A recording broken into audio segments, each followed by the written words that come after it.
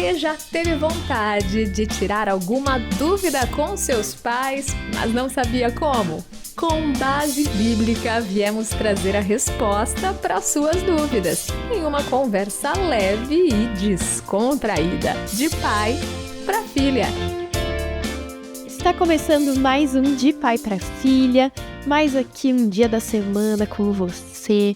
Na verdade, você pode estar ouvindo em qualquer dia da semana, por isso que eu tô falando isso, sabe? Até porque eu também esqueci os dias que vai o inédito. Mas o que vai ao ar? O que importa é que nós estamos aqui com você, eu, Gabi Gouveia, pastor João Paulo, né? Alguém tá falando que são as terças. Alguém chamado Thiago Lisa, que sem ele, pai, Nosso anjo. a gente não faria nada. Verdade. Né? Ele avisa quando tá faltando episódio, ele que deixa tudo aqui belo para gravar. Deve tá meio sem dormir, ele, a esposa, mas tá valendo. Tem um episódio que o Thiago, você volta aí alguns episódios, conta que agora ele é pai de menina e recentemente teve um neném, então ele está naquela fase, né, Thiago? E ainda assim, ele consegue ser o nosso cenógrafo, a nossa agenda, o nosso lembrete. Ele é tudo. Oh, Deus. Então, assim, Thiago nos lembrou também que tem o QR Code aqui na tela, se você quiser fazer sua pergunta, tá bom? Então, fica à vontade para você participar. A pergunta de hoje veio de um congresso que nós participamos e a Natália Saraiva deixou a pergunta dela e hoje a gente vai responder a pergunta dela, pai. Boa. Se você quiser nos assistir, corre para o YouTube, @nacontramãoRTM, mas a gente também tá no site da RTM Brasil e no rádio. Vamos lá, a pergunta da Natália Saraiva, ela disse assim: Pastor, qual o motivo de nós crermos que a salvação é algo que não se perde? Porque a Bíblia fala.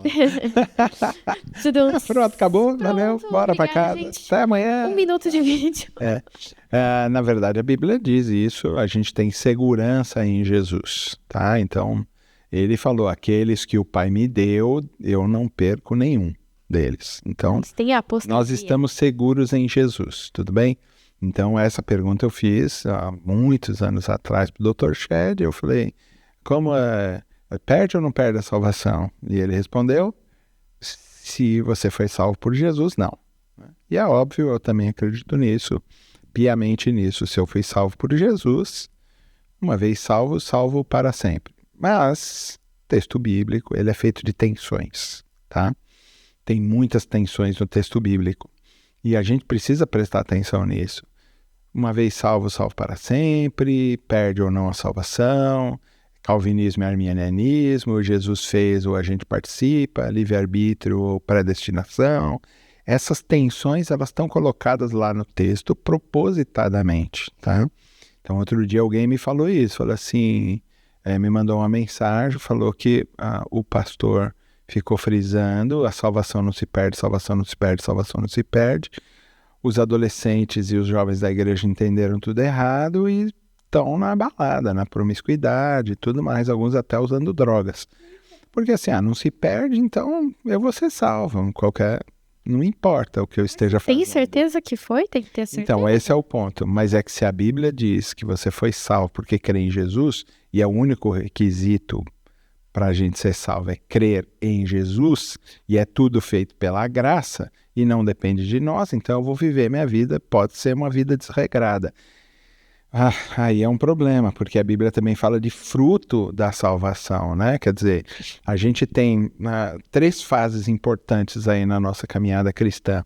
A primeira delas é a justificação, então quando eu creio em Jesus, ele me justifica, estou justificado nele. Tem o processo que é o que a gente vive agora ainda aqui em vida, que se chama de santificação, até o último processo, que é o da glorificação. É esse momento onde a gente morre, ressuscita com Cristo Jesus. Se eu estou identificado com ele na sua morte, também estarei identificado com ele na sua ressurreição pelo poder de Deus, tudo bem? Então as pessoas têm muita dificuldade de entender que o processo de santificação, que a gente já é salvo, mas a gente ainda não é salvo, entendeu? Quer dizer, a gente já é salvo por causa da justificação, mas nós só seremos plenamente salvos na glorificação. Então a gente ainda tem um processo de santificação, esse processo que a gente caminha com Jesus na nossa relação com ele. A pergunta é, perco ou não perco a salvação? Como é que eu sei que eu sou salvo? Ou alguma coisa assim.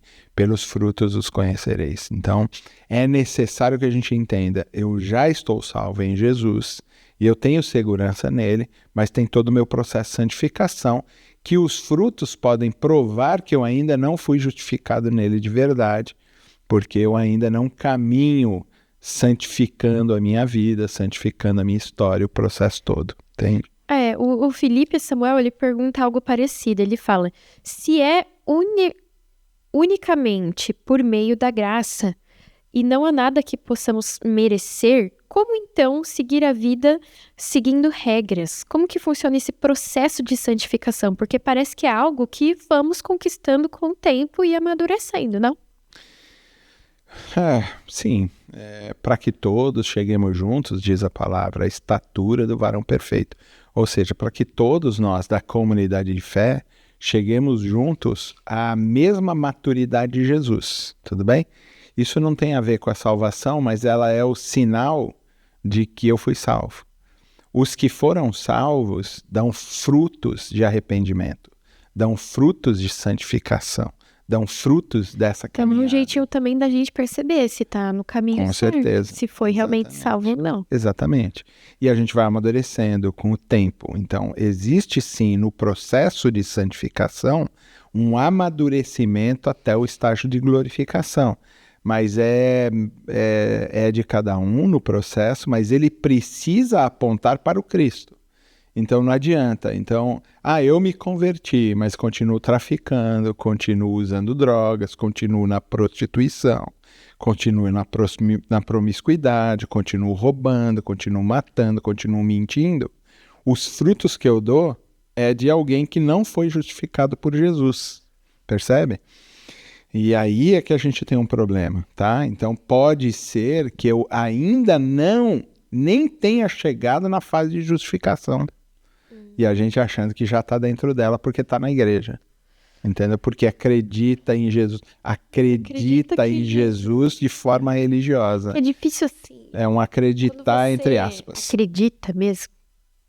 Você vê que tudo muda. Exato. Tudo muda. Sabe, tipo, isso. É muito superficial isso. Eu acredito. E você não ter a transformação da mente, da vida, Não, sabe? então, o problema é esse. Quer dizer, eu acredito em Jesus religiosamente ou eu deposito de verdade toda a minha fé em Jesus, entendeu? Toda a minha vida. A fé, ela é um depósito da vida, entendeu? Em Cristo. Eu deposito nele toda a minha vida, eu deposito nele todas as minhas esperanças, eu deposito nele toda a minha caminhada, toda a minha jornada. Então precisa existir, entendeu? Frutos desse arrependimento, frutos dessa conversão, dessa justificação, e a gente chama isso de santificação, processo de santificação. Uma pessoa anônima fez uma comparação aqui, né? Não tem o nome da pessoa, mas está dentro do tema. É fácil conciliar a justificação pela fé com Tiago 2,17. Mas e Tiago 2,24? Mais para frente está escrito assim: verificais que uma pessoa é justificada por obras e não por fé somente. Então, como funciona isso, pastor? Vamos olhar lá. Vamos olhar o texto. Tiago, né? Tiago 2,24. Abre aí, gente, também. Tiago 2,17, primeiro, que diz: assim também a fé por si mesma é morta, se não tiver obras. Sim. Tudo bem? Inclusive, esse é um dos problemas de Lutero. Lutero entende que a epístola de Tiago, a carta de Tiago, ele chama de epístola de palha, que nada se aproveita. Por quê? Ele está olhando para Romanos, lá no capítulo 1, verso 16 e 17, o justo viverá por fé, não por obras, tá? Mas o que Tiago está colocando aqui é exatamente o que a gente conversou até agora. Você é salvo pela fé e porque você é salvo, as obras te acompanham, tá? Então, as obras, elas não existem para te justificar, mas elas existem para quem já foi justificado, tudo bem?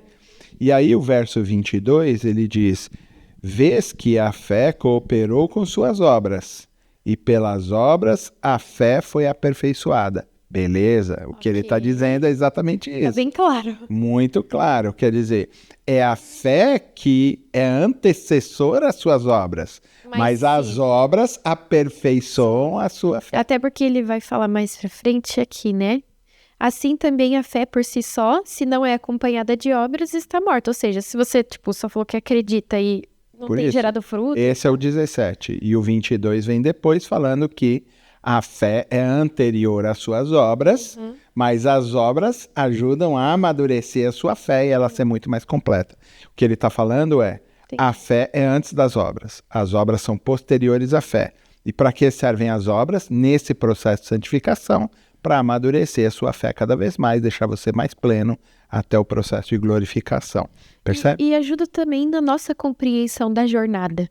Porque é isso, a gente pode acabar num processo de só acreditar religiosamente. Se a gente pratica ou vai atrás dessas coisas, essas coisas nos ajudam a ter uma percepção melhor sobre Deus, sobre o reino e sobre a própria salvação, né? Tanto que é aquilo, tipo, eu não vou saber da sua relação com Deus, só você. Então, é melhor que nós façamos essas coisas, vivamos em comunidade, estudemos a Bíblia, porque isso vai nos dar essa percepção de contato direto com Deus e a certeza dessa salvação, certo? Porque só a gente vai conseguir. Então vamos lá. Individualmente, essa relação é só minha, óbvio. Eu não tenho como mensurar tudo isso. Mas ela precisa se mostrar materializada na comunidade de fé. Por isso que o cristianismo ele é feito de maneira coletiva. Tá? Ele precisa ser feito. Por quê? A minha vida individual é materializada na minha vida comunitária. Mas e se? Tem pessoas que acabam não... Por exemplo, tem pessoas que eu conheço que, tipo assim, eu espero que elas sejam salvas. Essa cara que eu tô pensando que elas não estão vivendo na igreja. Então, é porque são duas coisas importantes. Eu não preciso da igreja para ser salvo, é óbvio. Mas eu preciso estar na igreja, na comunidade de fé, para que a minha fé seja aperfeiçoada pelas obras que eu vou exercer lá. Entendeu? Então assim, eu vou ficar nanico. Existe um grande risco de eu vacilar na fé e apostatar. Deus. Ficando sozinha. O risco é grande. Entendeu? Mas é vida comunitária. Vida comunitária da fé. Viu? Cristianismo é feito de vida comunitária de fé. Então a minha vida individual, ela é refletida em frutos, materializando a minha fé na comunidade. E a comunidade me ajuda a aperfeiçoar a minha fé para que cada vez mais eu exerça a materialidade dentro da comunidade. É isso aí, gente. Você tem certeza da sua salvação? Tem dado fruto aí? A minha psicóloga sempre fala, lembra lá, Salmo 1, tá dando fruto? Tem que dar fruto. Então, lê lá o Salmo 1, tô lendo com a Lavínia, inclusive. Um beijo pra Lavínia, um beijo pra Arley, um beijo pra Alex, que são nossos ouvintes, assim, ó, fiéis, né, Arley e Alex. O Alex esteve no caminho da fé. Verdade, corre lá pra você poder assistir também. A gente volta semana que vem, deixa a sua pergunta, se tiver alguma dúvida, nossos contatos estão aqui, beleza? Valeu, Tchau, falou. De pai para filha, realização Transmundial.